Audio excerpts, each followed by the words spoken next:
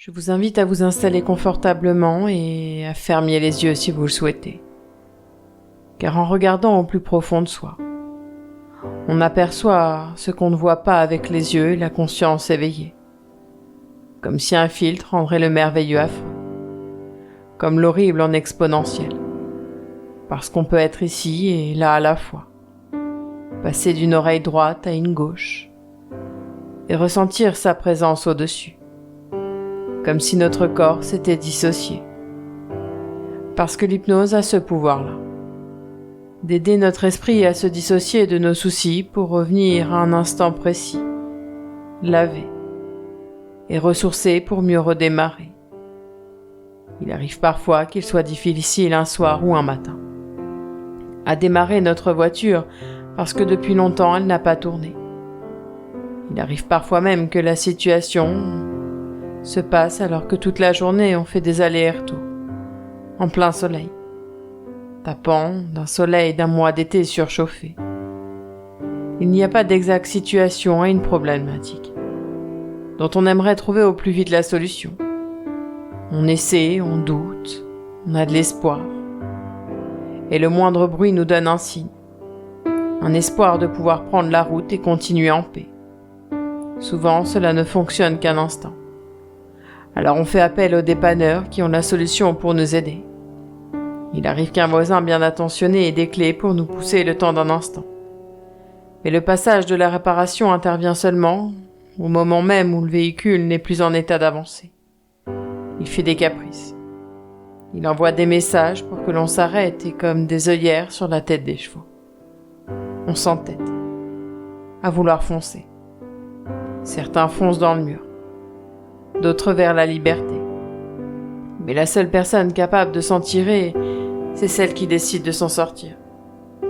Et si vous écoutez cet audio, c'est que vous êtes capable de prendre la décision de couper les liens, d'oublier une personne. Mais peut-on vraiment oublier ? Car même si cette personne vous a fait du mal physiquement ou moralement, elle a été le déclic pour vous écouter vraiment, vous faire respecter. Mon travail consiste donc à écarter toute mauvaise pensée sur le passé, mais également sur le présent pour attirer désormais des pensées, des actes positifs, remplis d'amour, de bienveillance. Fini d'associer une relation amoureuse, amicale en prévision du malheur. Parce que la conséquence d'une histoire n'a jamais mélangé le sujet à l'intrigue, pour écarter le suspect. C'est le verbe qui définit l'action à tenter, pour permettre à la compréhension d'entreprendre de grands changements, des modifications apportées par le dépanneur qui est arrivé à l'heure, qui a pris 20 minutes pour comprendre et programmer un rendez-vous souhaité, pour réparer et redémarrer, comprendre et programmer. On néglige souvent l'entretien et pourtant cela devrait rendre la longévité de notre véhicule, d'atteindre des sommets sans avoir à peiner. Et aujourd'hui, vous avez décidé de partir en direction de couper les liens.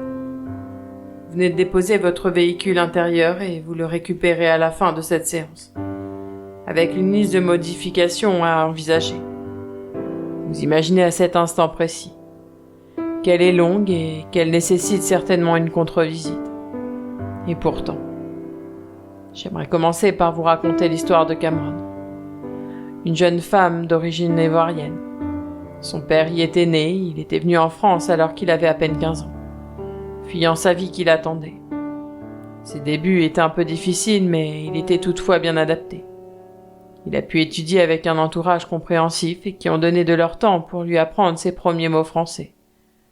C'est ici qu'il avait rencontré sa future femme, qu'il viendrait la mère de ses enfants. Cameron était donc né d'une mère blanche et d'un père noir. Un joli mélange métissé, qui faisait l'interrogation de ses copains d'école avant de voir que peu importe sa couleur de peau, elle était une copine amusante. Alors je vous passe les détails de sa vie, car l'histoire dont j'aimerais vous raconter se passe quand elle travaillait. Cameron avait 28 ans et quand ça s'est produit. Pourtant ça faisait un moment qu'elle était dans la société. Elle travaillait d'arrache-pied jour et nuit. Elle avait construit sa vie en ayant la croyance que sa couleur de peau pouvait lui faire défaut. Ça la rendait en colère, mais Pourtant, son histoire racontée l'a poussée à travailler 2 fois plus que n'importe qui. Son travail et ses efforts payés. Elle avait vite réussi à évoluer, et à évoluer dans la société. D'ailleurs, c'est souvent à elle qu'on venait lui demander conseil sur les choix, et même les procédures à effectuer. Et elle répondait toujours avec fierté. Mais aujourd'hui, elle était fatiguée. Faut dire que le dernier dossier avait été confié à son collègue moins expérimenté. Elle ne savait pas comment le prendre, pourquoi son patron lui avait fait ça, alors qu'il l'admirait. Ce projet, celui qu'elle avait tant souhaité. Elle avait bataillé pour avoir les compétences requises, mais mis sa vie de côté. C'était un coup de massue. Jamais elle n'avait imaginé qu'on la trahirait de cette sorte. Elle avait peu de collègues avec qui elle avait créé un réel lien d'amitié. Sauf une. Une qui avait le poste d'assistante de direction de son patron. Elles étaient amies dans la vie. Certains pensaient que c'était pour son poste, mais la vie les avait rapprochées avec leur histoire personnelle. Mais comme ni l'une ni l'autre ne se confiaient réellement aux autres. Elles avaient été prises en actrices d'une histoire de leur vie. Et le soir où la nouvelle avait été annoncée, elles étaient parties boire un verre pour se réconforter. Elles avaient prévu de le faire pour fêter ce changement, mais pas celui qui se produisait. Cameron perdit confiance en elle ce soir-là. Et Julie, cette amie, avait beau tenter de ramasser cette confiance pour lui redonner, c'était comme un panier percé. Plus elle ramassait ce qui traînait, plus la confiance se vidait. Mais Julie, comme un scotch ou une solution, réussit à empêcher le pire. Elle prit Cameron dans ses bras, la rassura. Si elle n'avait pas été choisie, c'est qu'elle avait entendu dire d'un nouveau projet à construire. Plus grand, plus ambitieux, qui lui correspondait mieux. Ce projet était tenu secret, mais voyant son amie perdre l'estime d'elle-même, lui lança la vérité. Comme ses collègues, elle s'était raconté une fausse histoire, qui l'empêchait d'y croire. En changeant l'angle de vue, son buste se ressaisit pour porter fièrement sa tête. Plus jamais elle ne se laissera avoir par son ego, qui a tenté un coup de trop, pour faire perdre tous ses moyens, comme s'il fallait toujours recommencer à zéro pour réussir. Moi je dis souvent qu'il est impossible de repartir à zéro pour réussir, car chaque expérience, chaque échec, chaque réussite nous propulse à un peu plus haut. Mais on peut également se dire que la confiance en la vie, la confiance en nous permet de reprendre un chemin plus serein, qu'on peut prendre un chemin plus agréable jusqu'au bout, que les chemins sinueux peuvent rester des chemins à observer, d'autres l'emprunteront, ils nous rejoindront après. Nous évoluons tous de manière différente. Certains sont déjà prêts, d'autres sont en préparation. Et si on s'occupait un peu plus de notre personnalité, on pourrait montrer l'exemple. On n'aurait pas de lien à couper, car aucun fil toxique ne serait sur notre chemin. Et un jour comme aujourd'hui, on peut décider de changer l'histoire. Notre histoire, pour un avenir meilleur, serein. D'ailleurs, ce n'était pas la seule à s'être racontée une fausse histoire. Sauf que Lise, elle l'a racontée depuis qu'elle était bébé. 40 ans. 40 ans à se raconter une fausse histoire. 40 ans à expérimenter une vie dans le mal-être. C'est pas vraiment ce qu'elle avait décidé, et pourtant c'était bien elle l'auteur de ce récit. La deuxième de 3 enfants rapprochés. Elle avait toujours pensé, et poussé à penser qu'elle n'avait pas vraiment été voulue. Une deuxième fille de surplus. Sa mère aurait préféré un garçon, qu'elle eut en 3e position. La première était l'aînée, la désirée, la deuxième arrivait en retour de couche. Et un petit garçon, petit dernier, 4 ans après. Toute sa scolarité, elle s'était sentie l'enfant de trop. Celle qui arrive toujours trop tôt, qui rate toujours tout. D'ailleurs, ses résultats en étaient le reflet. Elle s'ennuyait tellement qu'elle passait le temps. Elle rêvait d'un monde meilleur, mais c'en était fait une fatalité. Elle était la mal-aimée. D'ailleurs, c'était comme cela qu'elle se présentait. Toujours avec ses amis, elle ressassait son passé dépassé. Et les nouvelles personnes qu'elle rencontrait, elle voyait leur intérêt à son histoire. C'est comme ça d'ailleurs qu'elle interprétait qu'elle était intéressante, parce qu'à cet instant précis, on stoppait toute conversation pour l'écouter. Ce que jamais sa mère n'avait fait. Quand elle osait ouvrir la bouche pour s'exprimer, elle en avait conclu que sa mère ne l'aimait pas, qu'elle aurait voulu qu'elle ne soit jamais venue. Et à l'aube de ses 40 ans, ses parents prirent la décision de vendre leur maison. Une maison où elle avait grandi, Des bons et des moins bons souvenirs avaient été vécus. Mais elle était pour elle signe de ses racines. C'est avec une bonne volonté qu'elle était venue aider à trier les affaires depuis tant d'années. Elle retrouva une petite boîte en haut d'une armoire de sa chambre. Cette chambre d'adolescente. Elle était rouge, un peu lourde, en fer. Il y avait son prénom qui était gravé. C'était son père qui lui avait offert. Elle la reconnaissait parce que son père l'avait donnée à chaque naissance à ses enfants. Elle n'avait pas souvenir conscient qu'elle en avait aussi bénéficié. Elle avait toujours cru qu'il n'y avait pas eu le temps. Pourtant, elle était bien réelle, elle était bien là. Et avec délicatesse, elle ouvrit cette boîte, qui ressassait 40 ans d'une vie.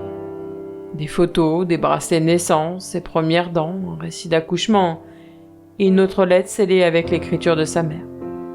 Personne ne l'avait ouverte. Et elle n'avait pas connaissance de son existence. Elle a mis de côté un instant pour regarder ces photos intrigantes. On y voyait sa mère souriante, regarder amoureusement un bébé. Elle s'était dit que c'était une erreur, que c'était sûrement son frère. Pourtant, c'était bien elle. En fait, ce sourire, elle ne l'avait jamais vu, jamais ressenti. Il y avait plein d'autres photos, pleines de premières fois, des dessins plus jolis les uns que les autres. Elle prit le temps de s'installer un instant pour ouvrir et lire cette lettre. Il y était écrit « Ma fille, ma vie, Lise. À l'heure où je t'écris, ta grand-mère a préféré te garder pour me soulager. De bébé si rapproché, elle est selon elle me fatiguait. Pour elle, je n'aurais plus assez de temps pour m'occuper de ton père. J'ai mal. Tu es loin. Tu me manques. Les temps pour m'occuper, les premières secondes où tu es né. J'ai eu l'impression de voir mon reflet. Ce bébé aux yeux clairs et grands ouverts avait envie de découvrir la vie plus rapidement que notre entourage l'avait souhaité. Pourtant, ton père et moi, nous t'avons voulu. Après la naissance de ta sœur, nous avions décidé de t'avoir, mon bébé. Ton prénom, nous l'avions choisi, au moment même où nous avions pris ta décision. Je sentais tu serais ma deuxième fille, ma deuxième merveille, ma deuxième perfection. Je ne trouvais jamais les mots pour m'excuser, car je sais que cette séparation aura une conséquence sur notre histoire. J'ai l'impression que l'on m'arrache mon cœur. Pardonne-moi, je t'aime si fort. Il y avait encore quelques pages accrochées. 18 ans au total, accrochées chaque année. Elle comprit que jusqu'à la naissance de son frère, elle avait été élevée par sa grand-mère. Elle était très en colère. Pourquoi sa mère l'avait laissée faire? Et elle comprit dans la 5e page, celle de ses 5 ans, qu'elle avait tout fait pour la récupérer. Et que c'est au décès de sa grand-mère qu'elle a voulu la récupérer. Elle n'avait eu pas le choix jusque-là. Elle avait le choix entre l'impuissance et la culpabilité. Elle avait laissé la vie en décider, même si intérieurement ça la démangeait. C'est d'ailleurs pour cela que très tôt elle avait développé des problèmes intestinaux. En un instant, elle comprenait tout. C'est comme si à 40 ans, elle revivait sa naissance d'une manière plus consciente.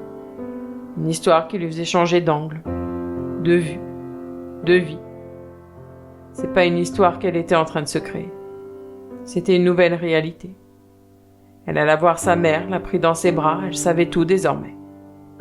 Elle allait passer ses prochaines années à être l'unique fille d'une mère en quête de pardon.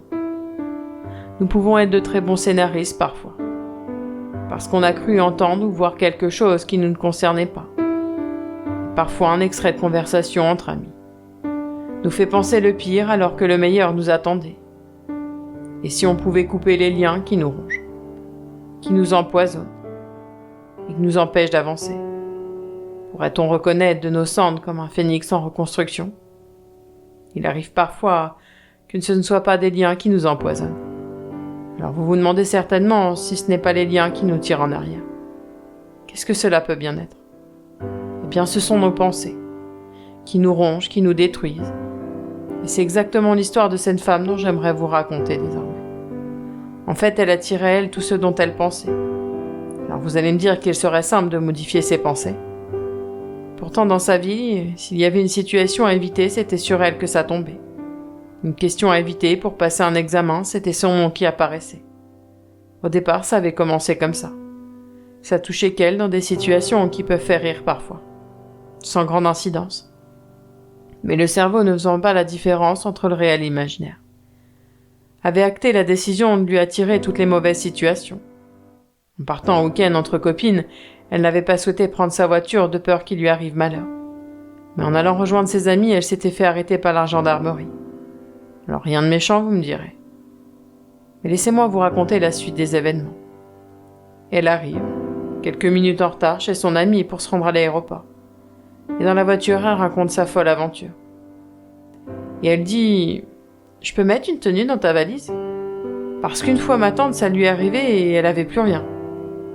On va faire du shopping là-bas, mais quand même. Bien devinez ce qui s'est passé. Sa valise s'est égarée. Elle était restée à quai. Arrivée là-bas, après des rires et des pleurs, elle lance « il manquerait plus que ma carte bleue soit bloquée. » Devinez encore ce qui s'est passé. Oui, sa carte bleue était bloquée. Heureusement, il y a toujours une solution et elles les avaient trouvée. Le soir, elles vont dîner et dit dans la conversation « J'espère que ma viande sera pas trop grillée. » Et là, le plat arrive, fou rire général. Son plat était trop cuit. Le week-end continua dans le même esprit. Elle raconta l'histoire à sa voisine en arrivant, en glissant « Tu vas me dire qu'il y a un problème, je suppose. » Non, il n'y en avait pas. Mais elle lui fit remarquer que tout ce dont elle avait demandé, elle l'avait. Tout ce qu'elle disait actionnait en elle un pouvoir capable de tout réaliser. Et ce jour-là, elle prit conscience de ses mots, de ses demandes. Elle suivait une amie sur les réseaux qui parlait souvent de la puissance des mots. Jusqu'ici, elle en avait un peu ri, mais en repensant à ce week-end, elle s'était dit qu'il serait peut-être bien d'essayer. Alors oui, quelquefois il y a des ratés. Mais certains aspects de sa vie commençaient à se modifier. Je reste persuadée que nos paroles ont une influence sur notre vie. Si vous pensez que c'est toujours à vous que ça arrive, ça vous arrivera. Mais si vous décidez au contraire que vous êtes chanceux, votre vie vous en remerciera. Alors peut-être pourriez-vous imaginer des ballons d'hélium accrochés à vos poignets, de couleurs différentes. Il y en a des rouges, des violets. Dessus, il y a des prénoms. Ou les situations avec lesquelles vous souhaitez couper les liens. Jusqu'ici, il vous dirigeait et vous faisait voler. Et vous soulevez sans rien pouvoir diriger. Vous pouvez alors m'imaginer. Je suis là, ici, à côté de vous. Et je tiens entre mes mains une paire de ciseaux. C'est vous qui m'avez demandé de vous les apporter. Vous les prenez. Et d'un calme et en paix, vous coupez ce premier lien. Peut-être représente-t-il votre ex-conjoint, peut-être une ancienne amie. Certains y verront un de leurs parents également. D'autres plusieurs membres de leur entourage sur chaque ballon présent. Il en reste un, de votre couleur préférée. C'est le plus difficile à enlever, car c'est votre ballon et bien votre prénom. Il représente l'ex-personne que vous étiez, il y a environ 18 minutes, celle qui subissait. Mais tout ça, c'est terminé. Et d'un coup franc, vous coupez ce fil qui vous reliait. À partir de maintenant, vous êtes libéré de ces liens toxiques, de ces liens qui vous faisaient de vous une personne déguisée. Aujourd'hui, vous vous retrouvez. Ressentez la joie d'être libre. Éveillé, nettoyé. Parfois, la situation reviendra et vous vous surprendrez à réagir de manière totalement différente, calme et docile. Les réflexions. La douleur envoyée coule sur vous telle une combinaison imperméable. Imaginez-vous d'ici quelques jours, quelques heures, quelques années, de cette séance qui a engendré le déclic inconscient au changement conscient de votre vie. Car avec l'hypnose, les faits sont immédiats et différés. Le temps de capter et de constater la puissance des faits. Et d'ici quelques instants, la séance va se terminer. Et je remercie votre inconscient pour tous les messages qu'il a su réceptionner. Votre corps va pouvoir se désengourdir et, quand vous le souhaiterez, au rythme souhaité, vous pourrez réouvrir les yeux, ici et maintenant, au moment présent, tout doucement, calmement.